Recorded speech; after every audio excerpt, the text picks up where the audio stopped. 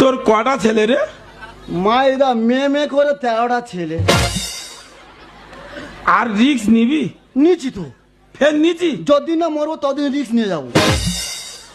13টা ছেলে? হ্যাঁ, গরিব মানুষ তো। তা তোরা তো 13টা ছেলে, হ্যাঁ তোর নে 14, হ্যাঁ তোর বউ নে 15। হ্যাঁ তোরা 15 জন লোক যদি প্রত্যেক দিন এত বড় করে দাঁতন ভাই, হ্যাঁ। দেশে তো ওই অক্সিজেন কমে যাবে।